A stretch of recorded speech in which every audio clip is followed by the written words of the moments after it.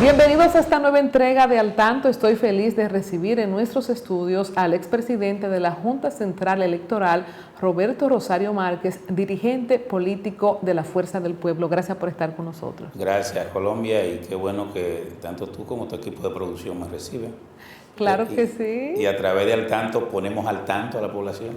Así es, y este tercer encuentro que tenemos en este espacio, en puntos neurálgicos del proceso de un año electoral 2020 que ha sido sin igual, que ha sido inesperado. Yo decía y le decía a mi mamá, lo que va a pasar en el 2020 no está escrito. Yo misma no sabía lo que estaba hablando. Y la verdad es que interesante tenerlo aquí para que hablemos de este resumen final que se puede hacer de este año electoral y lo que ha sido el tema, obviamente, magistrado en los últimos días del próximo Consejo Nacional de la Magistratura. La Fuerza del Pueblo dice que tiene un asiento. Hemos visto líderes del PLD importantes como Gato Boca Arriba defendiendo ese mismo asiento. Desde la perspectiva y la experiencia suya, explíquenos esto, la ley no es clara, ¿quién tiene la razón? Mira, vamos a empezar por el tema del Consejo Nacional de la Magistratura. La Constitución de la República fue modificada para fin de variar el sistema de elección de los miembros de la Suprema Corte de Justicia y el conjunto de órganos que se le llama órganos extrapoder, como lo definió el Tribunal Constitucional, que son un conjunto de órganos de elecciones indirectas que son parte de la institucionalidad democrática dominicana. Me refiero a la Suprema Corte de Justicia, a la Junta Central Electoral, a la Cámara de Cuentas, al Tribunal Constitucional y otros órganos que requieren una determinada cantidad de mayoría y además de eso que requieren procedimientos específicos para que se eligieran. Anteriormente, la mayoría de esos órganos lo elegía el Senado de la República o el Senado combinado con la Cámara. A raíz de los procesos que tuvimos y la modificación que se hizo después de la crisis política del año 1994, se introdujeron una serie de modificaciones y se creó el Consejo Nacional de la Magistratura, para que no fuera el Senado el que eligiera sobre todo los miembros de la Suprema Corte de Justicia, que era el reclamo de ese momento. Y fruto de esa modificación se creó ese Consejo Nacional de la Magistratura. ¿Cómo se creó? Bueno, si bien es verdad que los poderes del Estado no tienen derecho como tales, pero son la representación de la voluntad del ciudadano dominicano en función de la división del Estado en tres poderes clásicos, lo que es el Poder Ejecutivo, el Poder Legislativo y el Poder Judicial, donde se supone, en el caso nuestro, que el Poder Legislativo tiene una primacía. Como consecuencia de esa modificación, se introdujo para que el presidente de la República estuviera presente, para que dos miembros de la Suprema Corte de Justicia estuvieran presentes, para que el Senado de la República y la Cámara de Diputados, tanto los presidentes como los representantes de la segunda mayoría estuvieran presentes. Eso se modificó posteriormente y se le agregó el Procurador General de la República. Los que se identificaban con la ampliación del Consejo de la Magistratura entendían que al incluir al procurador, tanto el Poder Ejecutivo iba a tener dos, igual que como dos iba a tener la Suprema Corte de Justicia, y en el caso del Legislativo iba a tener cuatro, pero dos de los cuatro se correspondían a una segunda mayoría, lo que les garantizaba al Consejo Nacional de la Magistratura diversidad en su composición y la presencia generalmente de partidos de oposición en la toma de decisiones. Como se están eligiendo órganos extrapoder con una responsabilidad mayor, que es el ejercicio de la voluntad delegada del elector para elegir los miembros de esos órganos, no se trataba de escoger al azar quienes debían ir, sino que se trataba de buscar personas que a su vez tuvieran cierta legalidad y legitimidad en el ejercicio de su función. Cuando se habla de mayoría, ¿a qué mayoría nos estamos refiriendo? Algunos han entendido que la segunda mayoría a la que se refiere el artículo 178, en sus numerales 2 y 5, se refiere a una mayoría electoral fruto de las elecciones recién transcurridas. Eso no es cierto porque el artículo 154 de la ley electoral, de la ley del régimen electoral, de manera clara establece que el periodo electoral inicia con la proclama o convocatoria de elecciones y se cierra con la proclamación de los ganadores. En este caso, los senadores y diputados que son proclamados por la Junta Central Electoral y el presidente y el vicepresidente de la República que son proclamados por el Congreso saliente. Es decir, agotadas ya estas formalidades de ley, entonces concluye el periodo electoral. Y al concluir el periodo electoral concluyen las alianzas. Ya a partir de ese momento no hay alianzas electorales.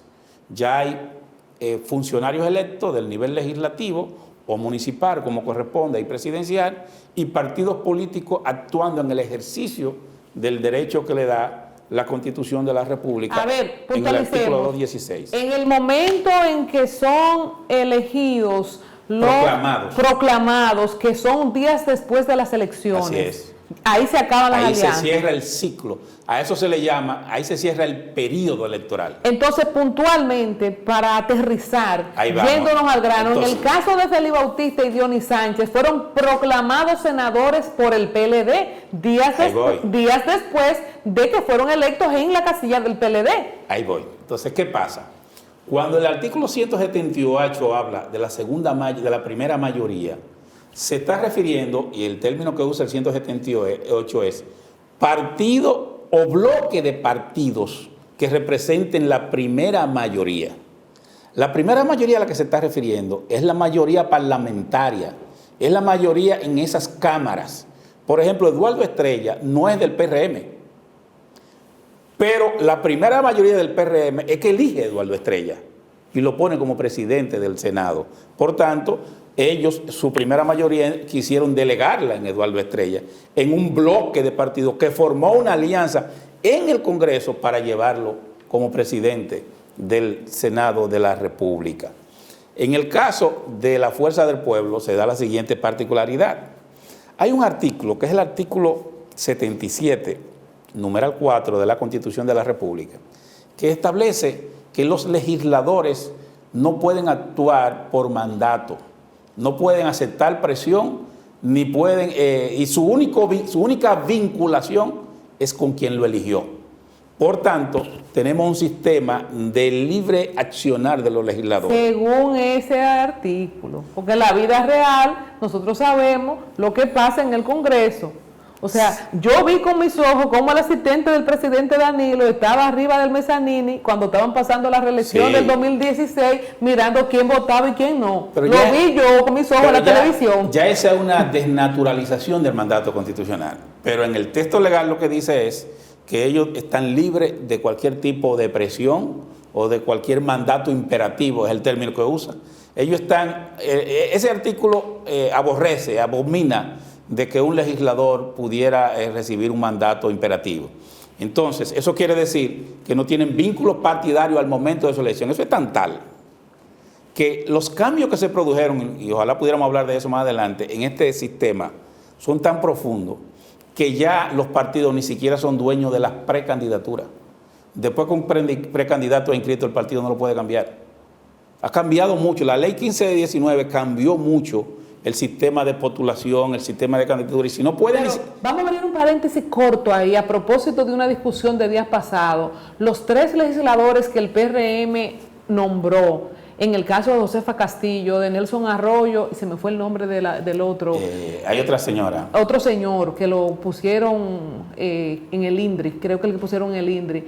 ¿Qué pasa con esas entonces candidaturas que no son precandidaturas ni candidaturas, son ya consagrados? ¿Qué se hace en ese caso? En ese caso se prevé, está previsto, que el partido que lo postuló debe someter una terna a la Cámara a la que corresponda. Y entonces... ahí sí el partido es dueño de la curul. En ese caso sí, porque ya el que es dueño hasta ahora de la curul es el candidato electo. Y lo perdió cuando decidió... Cuando renunció ya perdió ese derecho. Ese derecho entonces lo ejerce el partido. Está explicado. Que lo postuló. Ahora, yendo al tema, ¿qué es lo que ocurre? Que según el artículo 178, es el bloque. El concepto de bloque de partido es exclusivo de la Cámara Legislativa. No está ni en la ley electoral ni en la ley de partido, es exclusivo de la Cámara Legislativa. ¿Qué ocurre? Que como el artículo 216 de la Constitución establece que hay libertad de asociación con fines políticos, Félix Bautista, para poner un ejemplo, y Dionis, que fueron electos en la boleta del PLD, recuérdate que ellos ganaron las primarias en sus convenciones. Y ganaron sus primarias en esas convenciones con el gobierno en contra. Ellos le ganaron al gobierno en las primarias internas. Ellos entonces lo que hicieron fue que ejercieron su derecho de ser postulados en el puesto que ganaron. Y nunca dijeron que no eran leonelistas. Concluida su elección, entonces ya ellos de manera libre, en virtud del derecho que le da el artículo 216 de la Constitución, que es el derecho a la libre asociación con fines políticos, ellos declaran que a partir de ese momento van a ser parte del bloque de la Fuerza del Pueblo. Entonces la Fuerza del Pueblo, que tenía unos 5 senadores, pasa a tener 8 senadores. ¿Por qué la Fuerza del Pueblo no lo llevó a todos en su boleta? La razón es sencilla, porque la Fuerza del Pueblo se creó sobre la base del Partido de los Trabajadores Dominicanos. El Partido de los Trabajadores Dominicanos, que era un partido minoritario en ese momento, no hizo reservas de las candidaturas a senadores de esos lugares. Y por tanto, la Fuerza del Pueblo, para llevar sus candidatos, tuvo que usar las reservas de otros partidos, en algunos casos del PRM, en algunos casos del BIS, por ejemplo en Ocoa del BIS, y en otro caso del Partido Reformista, pero eran de la Fuerza del Pueblo. Magistrado, ahí quiero hacer un paréntesis. En el caso de La Vega, el senador Rogelio Genao es una figura reconocida del reformismo. ¿Cómo ustedes lo cuentan como un senador de la Fuerza del Pueblo? Nosotros no lo contamos. ¿Ese no está entre los 8? No. ¿Cuáles son los 8? Porque el único que iba en la casilla era Franklin Rodríguez Analicemos, vamos a limpiar eso. Vamos a desmenuzar. Sí. El Partido Reformista tiene 2 senadores. Rogelio Genao y el de Moca. Carlos se llama, que vive en Nueva York. Ese es Carlos Gómez. Carlos Gómez. Ese es el senador, los 2 senadores del Partido Reformista. Los senadores de la Fuerza del Pueblo son de Dajabón, David, de Sarcedo, Bauta Roja, de San Cristóbal, Franklin Rodríguez. ¿Y el de la Altagracia? El de la Altagracia. ¿El doctor Sedano? El doctor Sedano. El de Salcedo, dije Bauta, y el de Santiago Rodrigo, Antonio Marte, que es de la dirección de la Fuerza del Pueblo. Son 6.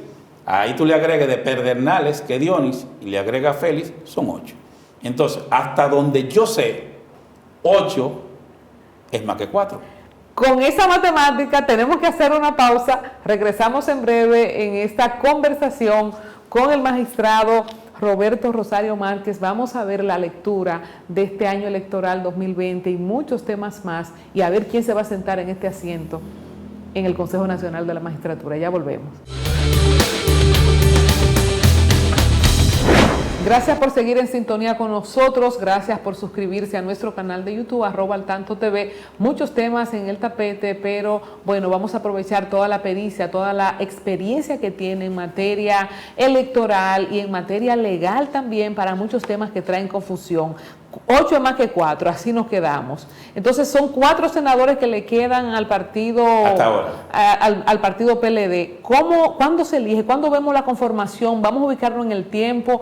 ¿Y qué cosas podría agotar el partido PLD para pelear su posición en el Consejo? Mira, para redondear la idea, yo creo que aquí hay una confusión en el sistema que tenemos nosotros en la República Dominicana, en el sistema electoral y en el sistema parlamentario.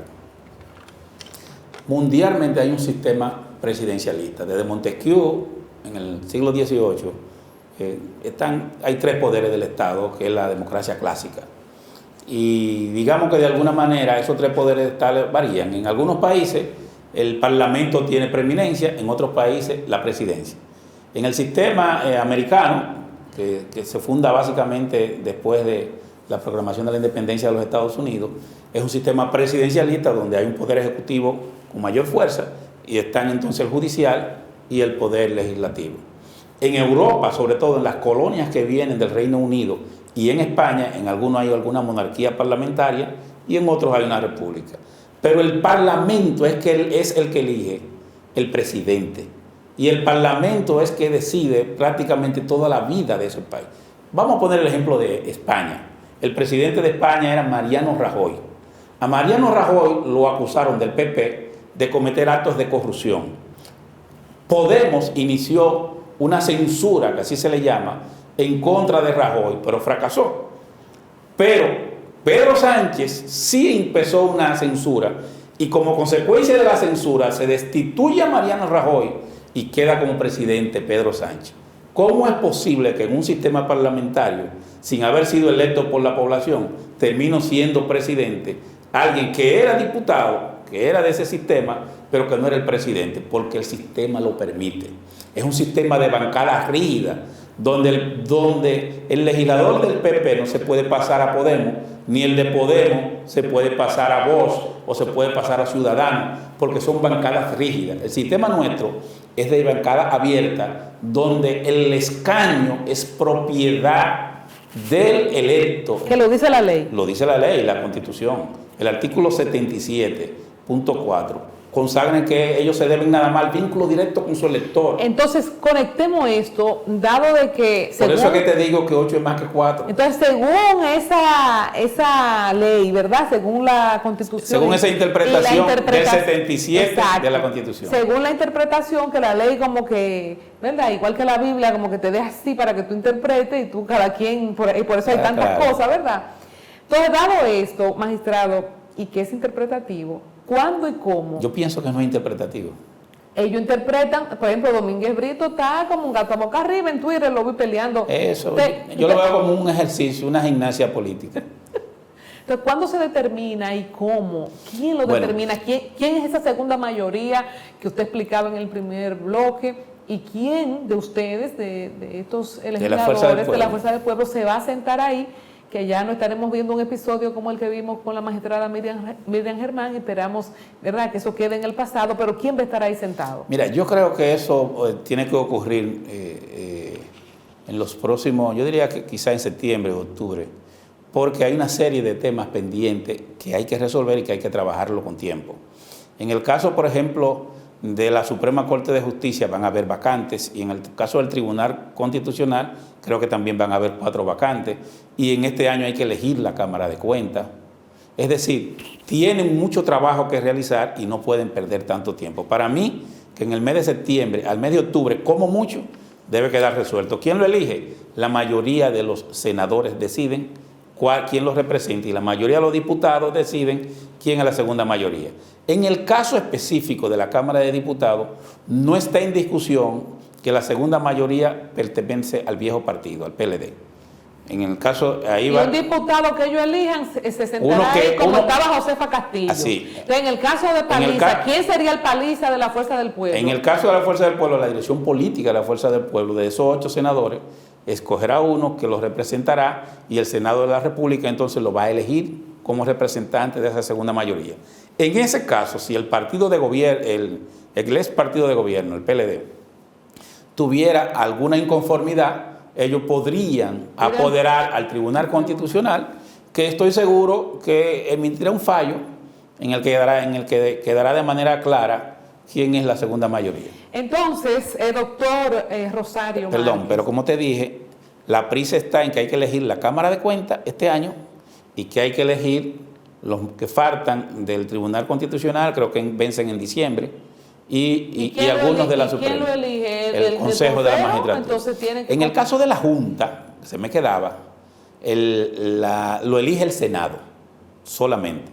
Y en esa elección del Senado, dice la ley, el reglamento interno de los senadores, deben elegirlo dentro de los 60 días después de haber sido juramentado. Pero estamos hablando, y vamos a hablar de la Junta en breve, que tanto la Junta, la Cámara de Cuentas y el Constitucional, en menos de 2 meses ya tenemos que estar viendo conformado este Consejo Nacional de la Magistratura, claro, ¿verdad? Sí. Entonces, es lo correcto. Para cerrar el tema de la gente de la Fuerza del Pueblo, que eran aguacate, y que se han ido destapando, nos hemos quedado esperando a un Abel Martínez, que no había nadie más leonelista que él, a un Carlos Guzmán de Santo Domingo Norte, fuera de lo de Dionis Sánchez y Félix Bautista. ¿Hay expectativa de seguir captando gente del PLD para la Fuerza del Pueblo, específicamente estos dos alcaldes electos que sí se quedaron de verdad o todavía pueden destaparse? Mira, dos temas hay.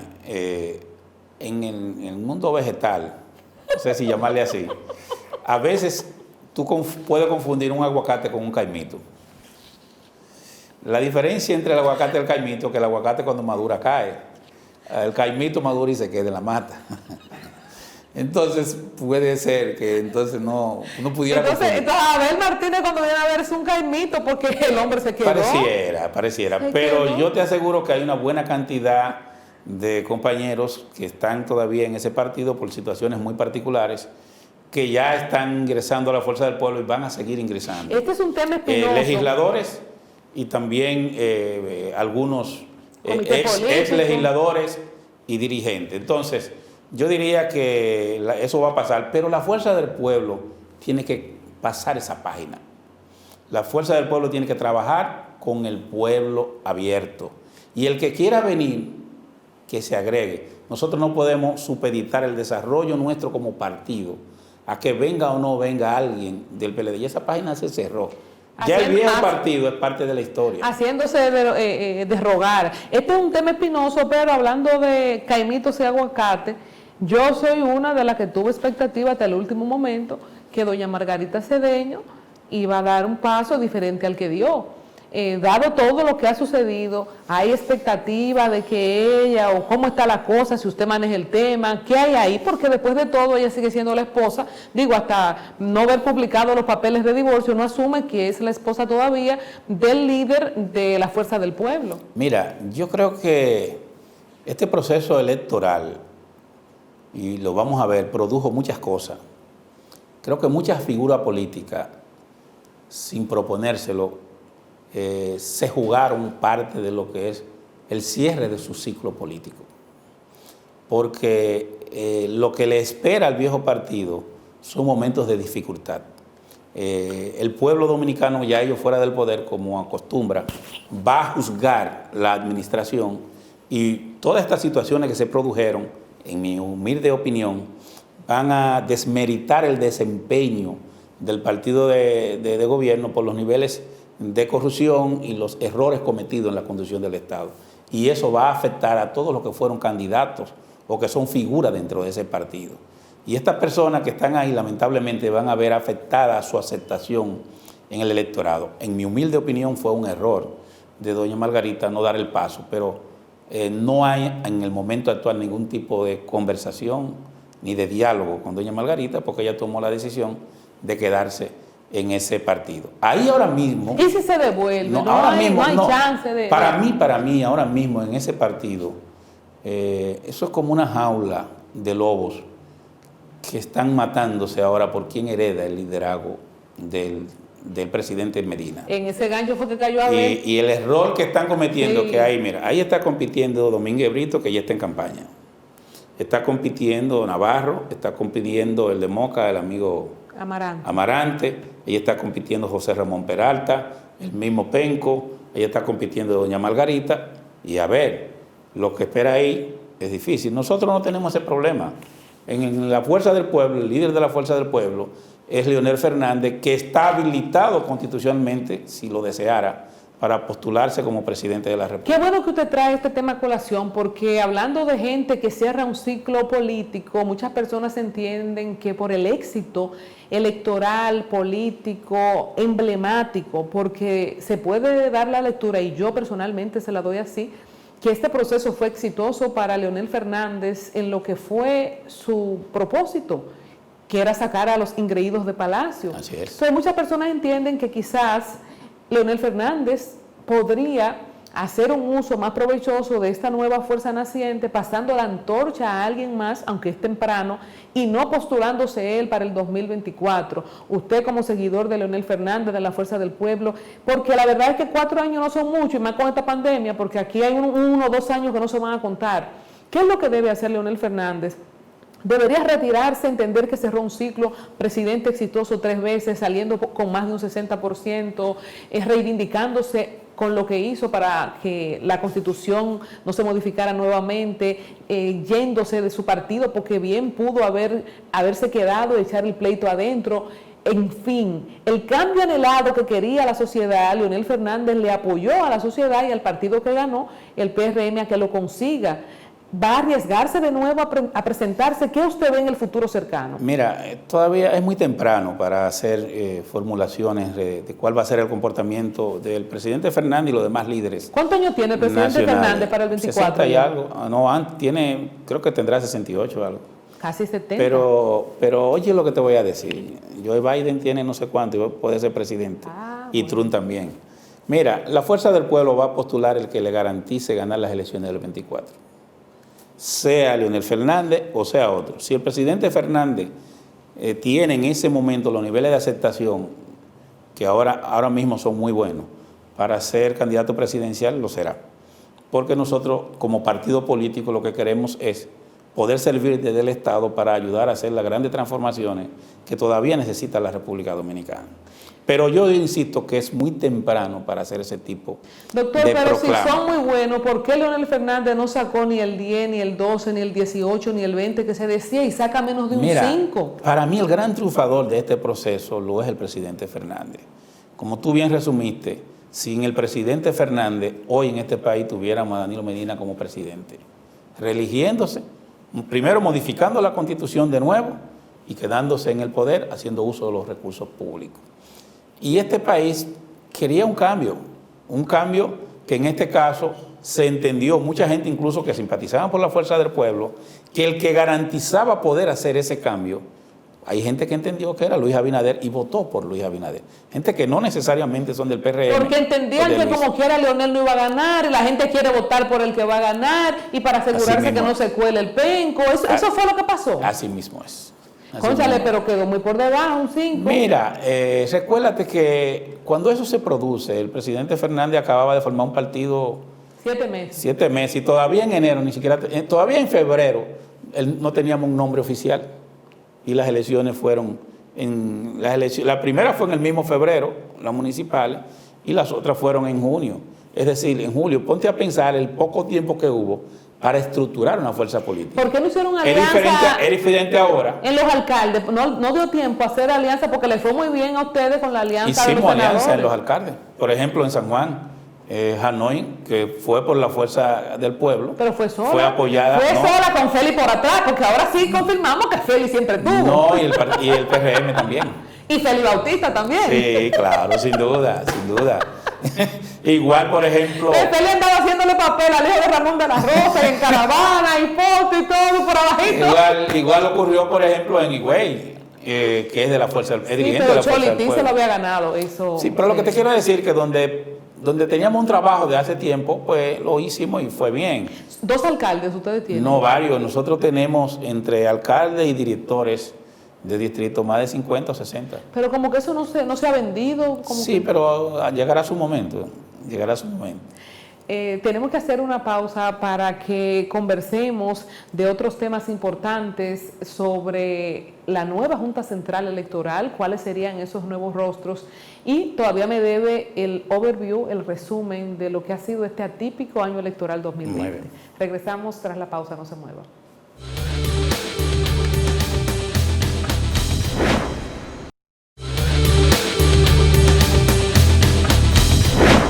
Cuando a mí me apenó, nosotros nunca tuvimos una relación cercana en el tiempo que usted tuvo presidente de la Junta, por alguna razón que no viene al caso. Ahora, después de su salida y su participación más mediática por su nuevo rol en la Fuerza del Pueblo, nosotros nos hemos tratado en 3 programas con pero a mí me apenó personalmente, aunque no teníamos una relación cercana, cuando pasó el tema de la visa.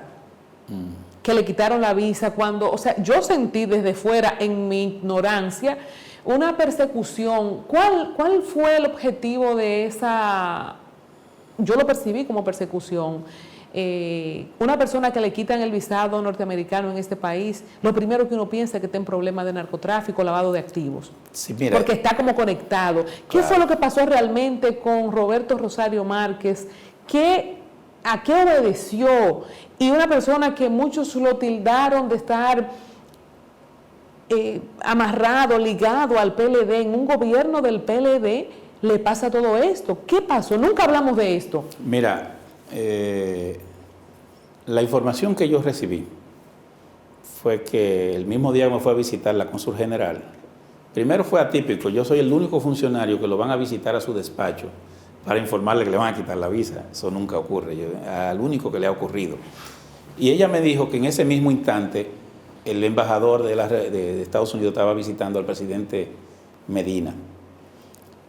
Yo le pregunté cuál fue la razón, ella nunca quiso decírmela. Posteriormente, yo recibí la información oficial, no de la embajada, pero sí del gobierno, de que la razón tenía que ver con el manejo que yo tuve del tema de la sentencia 168.3, que me atribuían ser el responsable de la misma. Yo la defiendo a mucho honor.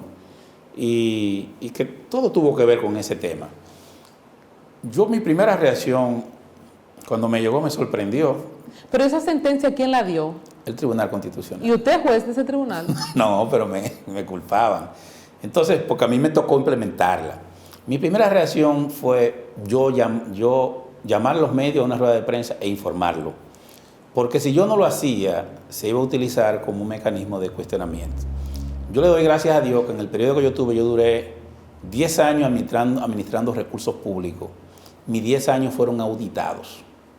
Los últimos 4 se auditaron fuera yo de la Junta, no estando yo ahí, con esta gestión. 2 años lo auditó la Cámara de Cuentas, que fue el 2013-2014, y después hicieron una auditoría 2015-2016. Después hicieron 2 auditorías más. Una auditoría al proceso de licitación y financiero de la adjudicación del contrato a Indra, y después una auditoría de funcionamiento de los escáneres. El único órgano que dijo que los escáneres estaban bien y funcionaban bien fue la Cámara de Cuentas. Que eso no tenía problema y que eso funcionaba bien. Pese a eso, la Junta, que la Cámara de Cuentas lo decía, la Junta no lo quiso implementar. ¿Qué quiere decir eso? Que yo rendí cuenta donde debía rendirlo. Yo sabía, en consecuencia, que el motivo de la embajada estaba vinculado a eso. Que, por cierto, vi que el canciller de la República empezó como cuestionando y diciendo que se iba a producir variación. Y yo quiero, en ese sentido, advertir lo siguiente. La sentencia 168.13 es una sentencia ya que tiene el carácter de la cosa irrevocablemente juzgada. Ni siquiera el propio Tribunal Constitucional puede ya variar lo que dijo. Ya eso es vinculante a todos los poderes del Estado, incluyendo la Cancillería.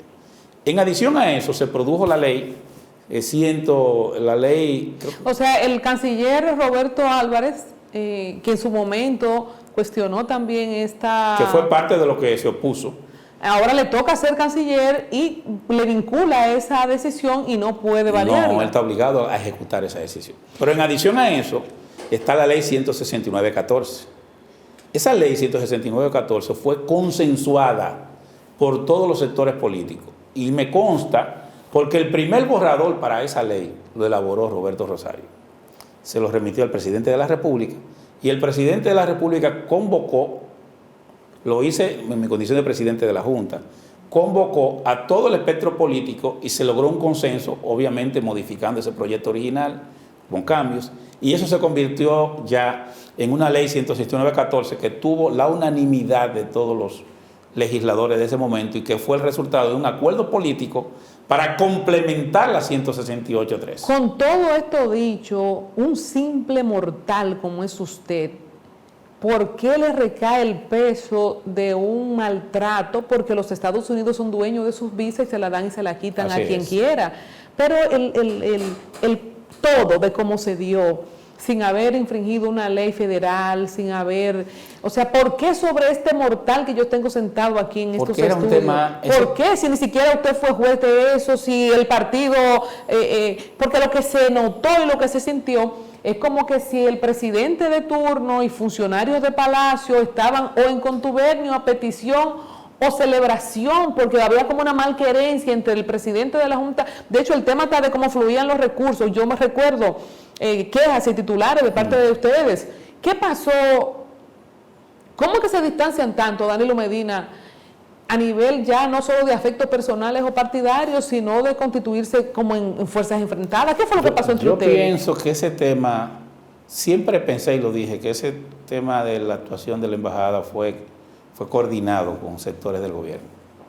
Y por esa razón yo nunca, hasta que ellos salieron, nunca hice ningún intento por ir a buscar una solución de ese caso. Yo quise dejarlo ahí. ¿Y ahora lo haría?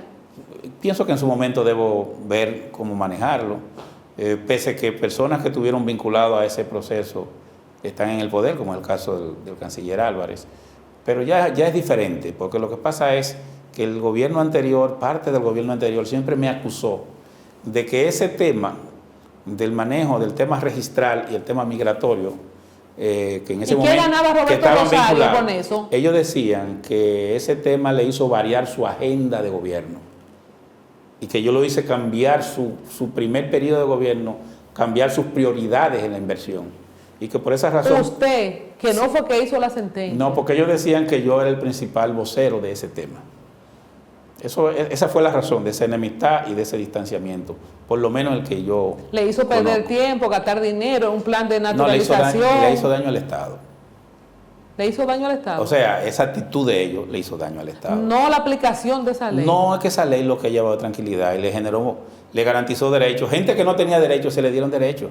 La ley 169-14 permitió regularizar muchos documentos de ciudadanos que no tenían documentos. ¿Por qué que va a visitarla a la cónsul, a visitarlo a su despacho? Cuando dice, esto es la primera vez que un funcionario que le van a quitar la visa se lo anuncian. ¿Por qué será así, usted cree? Pienso que el embajador de ese momento, el morbo lo llevaba a querer demostrar. Ah, porque era Wally. Sí. Era Wally, sí. Sí, el amigo Wally. Sí, muy chismosito, sí. No, bueno.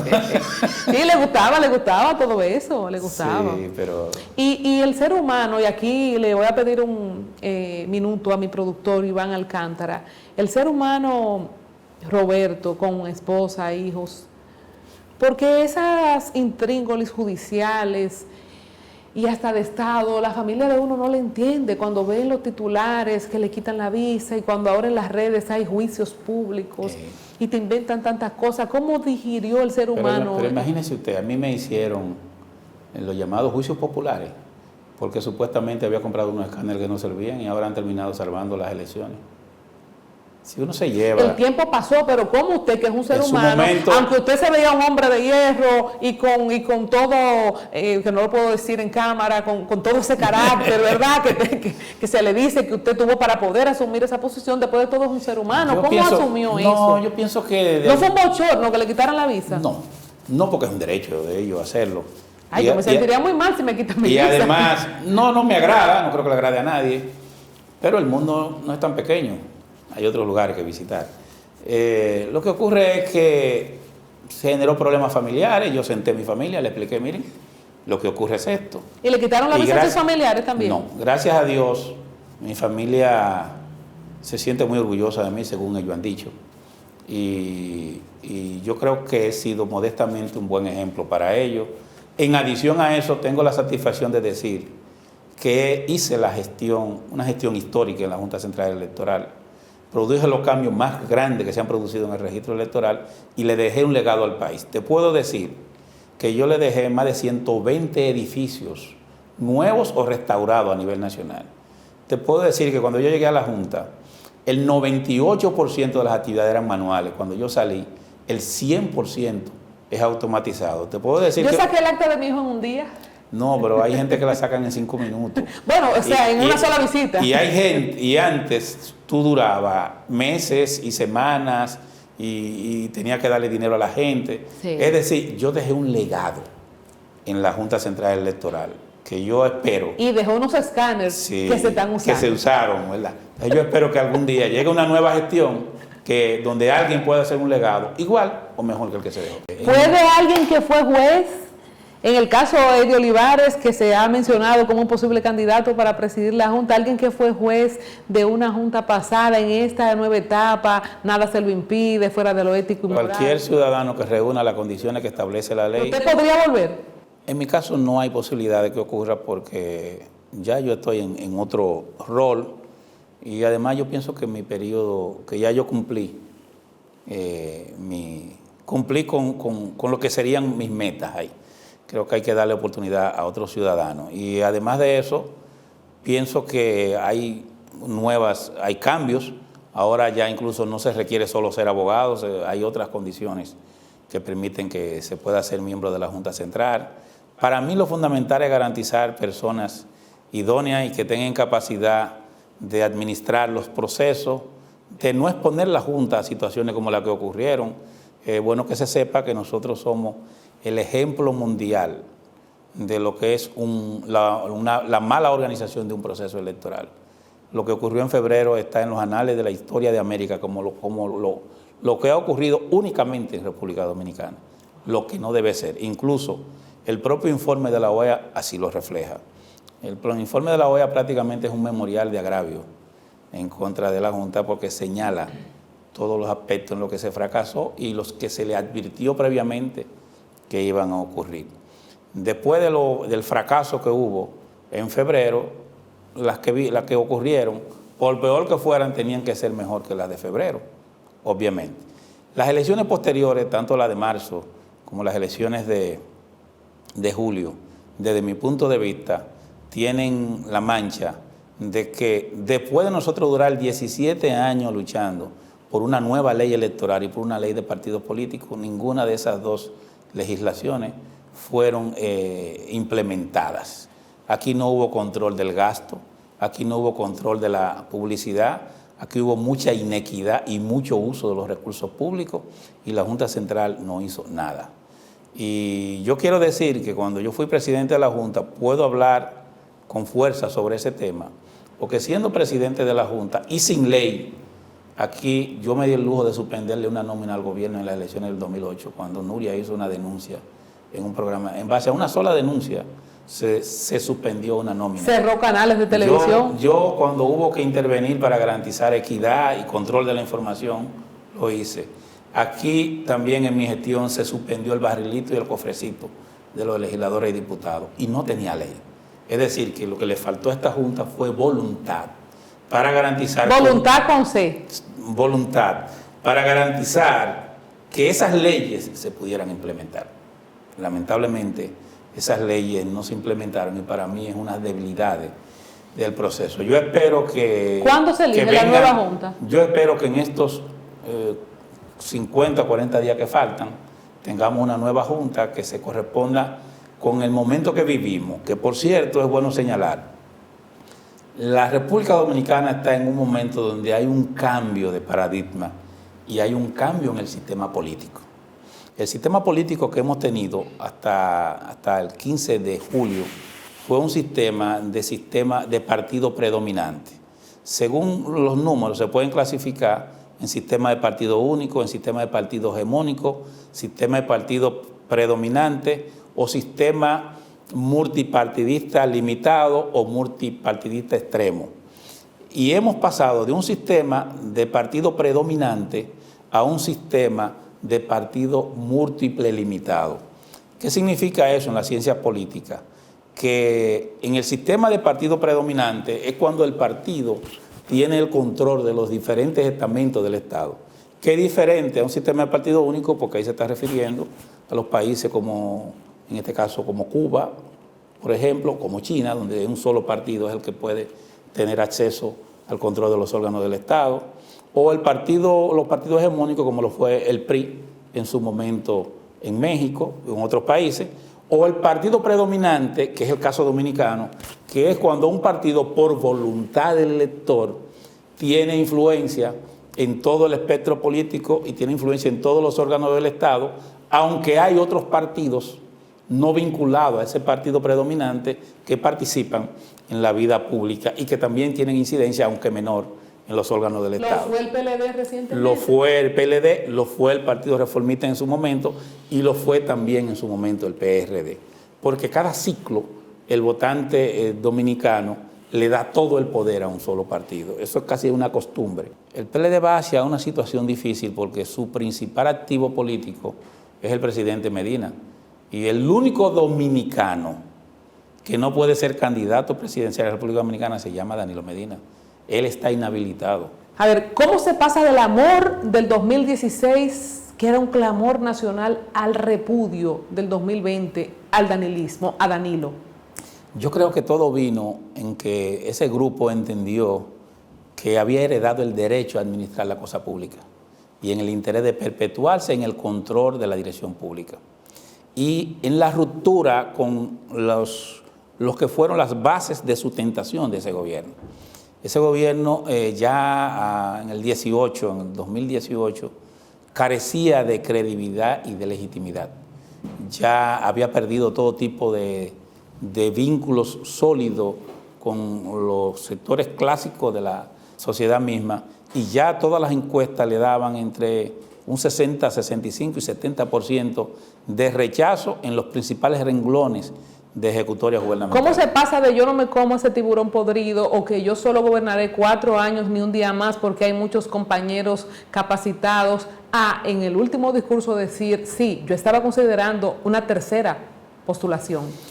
Yo pienso que perdió la objetividad del momento. El presidente Medina creyó que él tenía poder suficiente para ganar. Fíjate que no estoy hablando de que tendría suficiente simpatía para ganar, sino poder suficiente. El grupo que estaba en el Estado llegó a la conclusión que el dinero y el poder lo puede todo. Y eso significa que no conoce la historia del pueblo dominicano. Balaguer tenía todo el poder y no se pudo, y tenía el poder, tenía los poderes fácticos y tenía recursos y no pudo quedarse en el 78, por más que quiso. Hipólito en el 2004 tenía el poder y no se pudo quedar.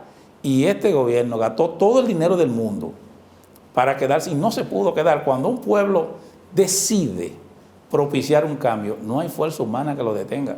El dinero no es lo que garantiza la posibilidad de usted conducir los destinos públicos. Lo básico es que la población esté con usted. Mire, aquí la gente, yo conozco gente, por ejemplo, una muchacha que trabajaba en mi casa, ella me decía que a cada rato iban y le tiraban fundas de pollo, que le tiraban hasta cerdo, y que en toda esa funda le dejaban 3 y 4 mil pesos, y que ellos estaban felices, que su marido estaba contento. Y hasta incluso dejó de trabajar allá en mi casa porque estaban en bonanza, estaban bien. Y yo le dije, pero usted va a votar por el penco. Y dice, no, Jesús magnífica. Pero usted me está diciendo que usted está recibiendo todas esas ayudas. Yo no se las pedí, son ellos que me la están mandando. Son ellos que me la están mandando. Y la gente le cogió todo lo que le dieron. Eso no se hace. Le cogió todo lo que le dieron y le votaron en contra. Porque cuando tú le das algo a una gente para comprar su conciencia, la gente se indigna. Porque se convence de que tú lo quiere utilizar y entonces reacciona. Se ríe contigo, te abraza y todo. Pero al momento de votar, viene y te repudia con el voto. Eso fue lo que ocurrió en la República Dominicana. Entonces, nuevo tiempo, doctor, vamos a desearle lo mejor en su emprendimiento como líder, dirigente político de este nuevo partido que hace un cambio en el sistema de partido de la República Dominicana en este año 2020, que es la Fuerza del Pueblo. No sabemos si Leonel va a ser el candidato, se va a seguir trabajando. Bueno, él tiene las condiciones para hacerlo, dependerá de la coyuntura. Yo pienso que hasta ahora sigue siendo el mejor activo de la Fuerza del Pueblo. Muchas gracias, nos ha encantado esta conversación y gracias a los amigos que nos siguen a través de Teleradio América y por las redes sociales y nuestro canal de YouTube. Gracias por suscribirse, déjenos sus comentarios. La historia, el tiempo pone todo en su lugar y yo creo que el tiempo le ha favorecido, doctor. Así mismo, me siento nunca como ahora. Es más, y escúchame que abuse de tu cierre, el respiro que yo sentí, aunque no fue la Fuerza del Pueblo que ganó, pero el respiro que yo sentí el 6 de julio me llevó a que me senté en mi casa, hablé con mi esposa, la madre de mis hijos, y me bebí un vino. Y dije, puedo estar tranquilo. Bueno, mucha gente celebró hasta con fuegos artificiales el día de la toma de posesión. No, pero ponte en mi lugar. Ponte en mi lugar. Yo lo entiendo perfectamente. Pienso que hubo muchos excesos y espectáculos de muy mal gusto y el pueblo cobró factura. Así es. Muchas gracias, doctor. Gracias a usted. Gracias a ustedes.